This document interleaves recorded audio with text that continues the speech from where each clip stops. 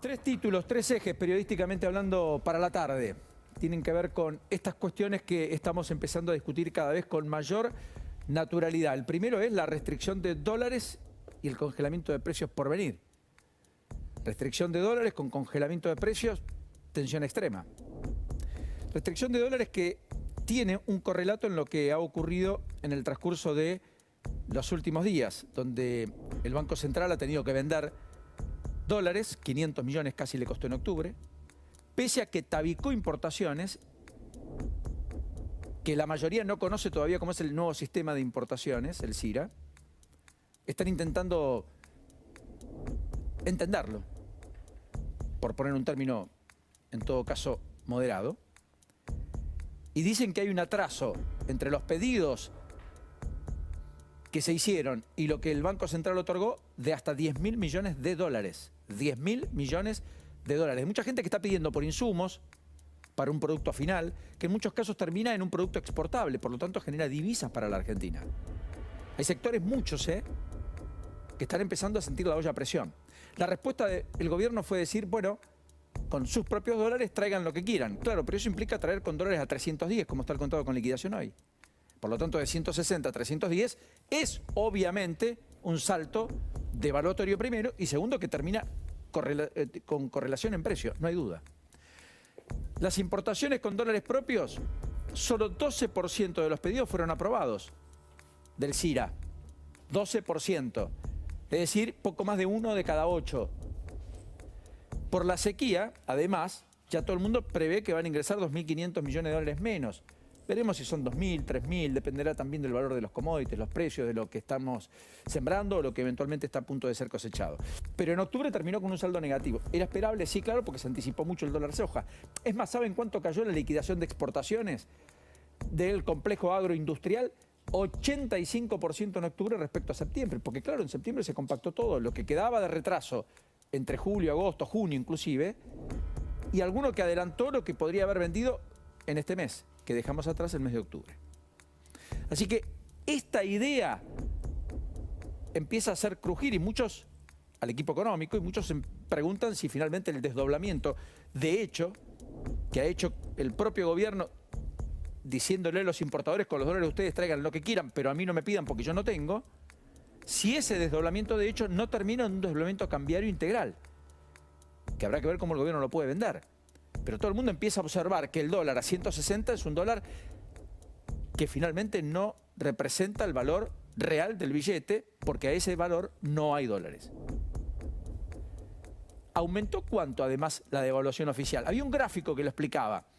Empezó a dar saltos crecientes al compás de la inflación y ya está a un ritmo del 6%. Miren, tasa de devaluación mensual. Gobierno de Alberto Fernández. El gobierno que en 34 meses devaluó más la moneda que ningún otro gobierno en ese periodo de tiempo. Desde el 91 hasta acá. Enero, marzo.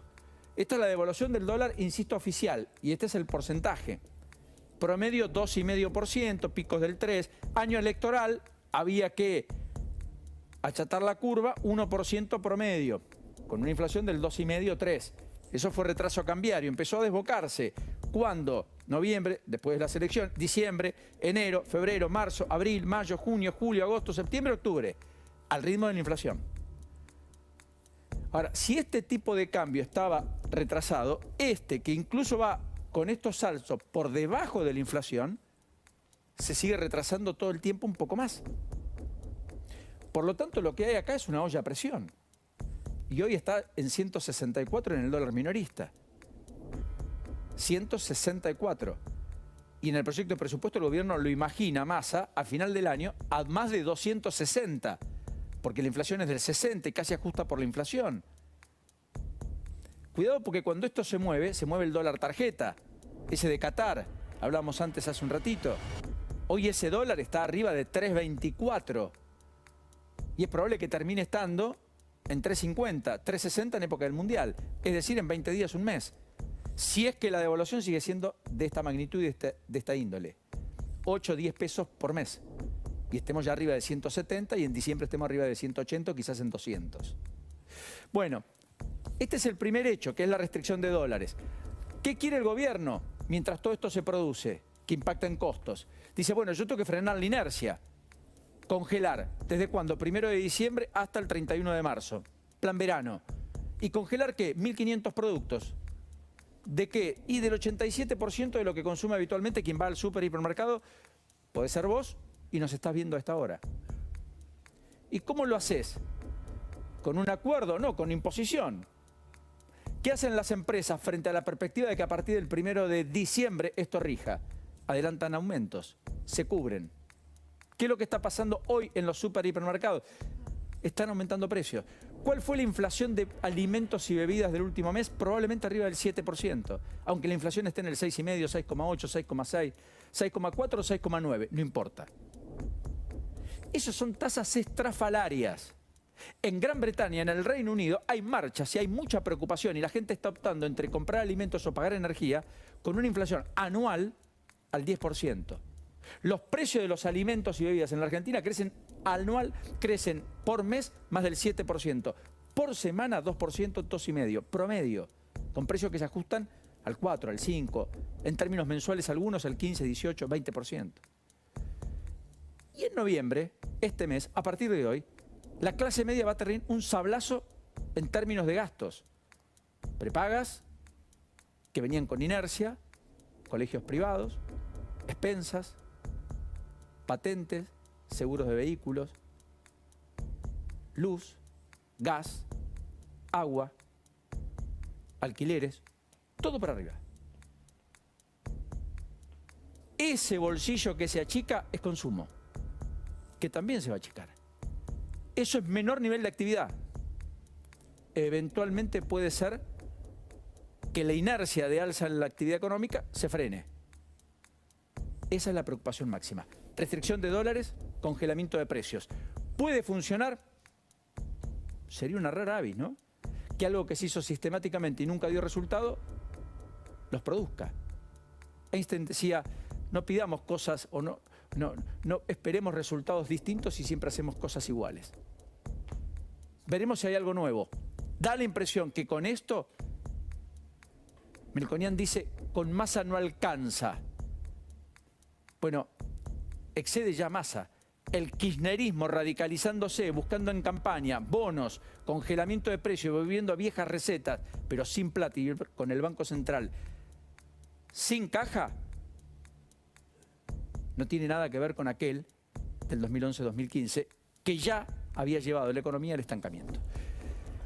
Está por hablar Jair Bolsonaro. En instantes nos metemos de lleno en Brasil. Miren la imagen que está llegando de Brasil, porque habla el presidente en medio de bloqueos, en medio de 17 cortes en 14 estados, con gente varada, incluso argentinos. Primer pronunciamiento público tras la derrota del domingo de Jair Bolsonaro. En minutos, ahí está todo ya apostado. En el Palacio del Planalto, donde se supone, Bolsonaro, insisto, reconocerá finalmente la derrota, con una transición que en consecuencia empezará a ordenarse mucho más de lo que ha sido hasta aquí, con algunos contactos informales entre el propio Lula y algunos ministros.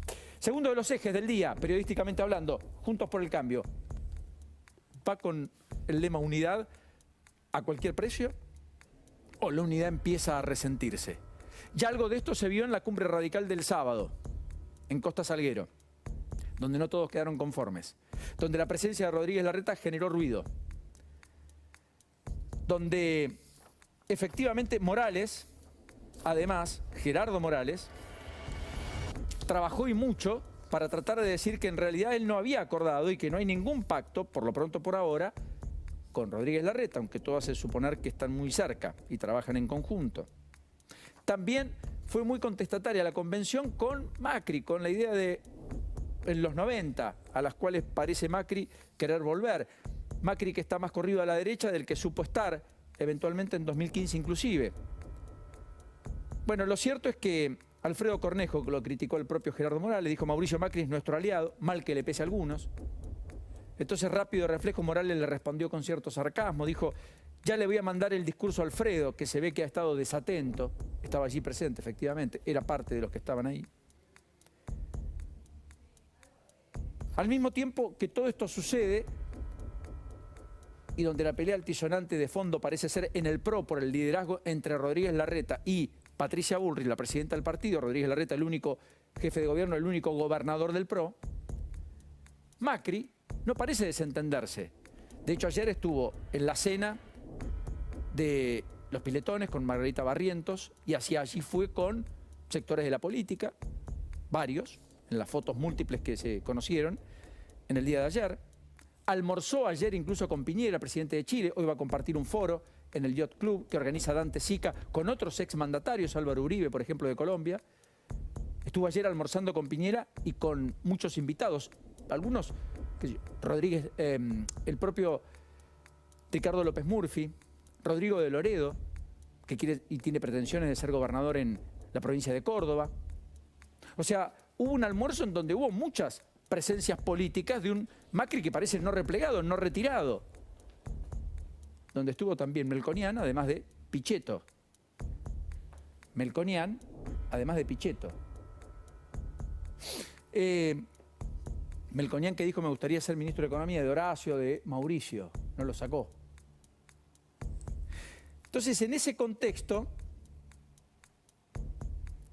aparece una pelea adicional que hoy trasciende. Miren lo que ocurrió ayer nomás. Esto.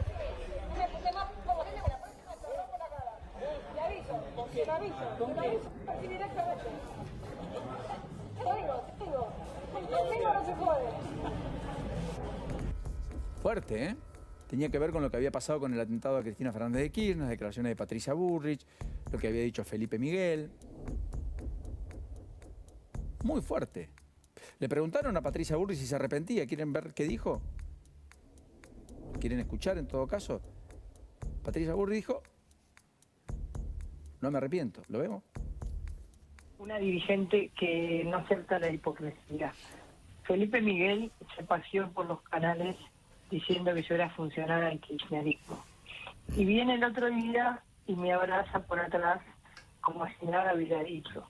Y yo creo que si hay algo que hay que terminar en la Argentina es con la hipocresía. Le dije, conmigo no te metas, porque si me vas a decir una cosa así, que yo soy quizás la dirigente que más ha tenido clara la discusión con el kirchnerismo, que no es el caso del que estamos hablando, entonces no se puede tener doble discurso, no se puede ir por la tele e insultar a una persona diciendo que es funcional del kirchnerismo, un insulto políticamente fuerte, y después venir tranquilo, sonriente, agarrarme por atrás y decirme, hola, ¿cómo estás? ¿Cómo estoy? A ver, no se hacen esas cosas.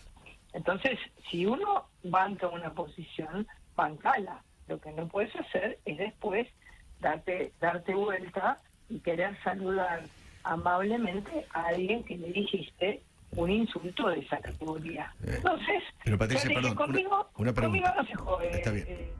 Fue en la nota con Eduardo Feynman esta mañana en Mitre. Por supuesto que el acto de Bullrich y cuando le increpa y le dice te voy a romper la cara, es violento, sí, claro que es violento.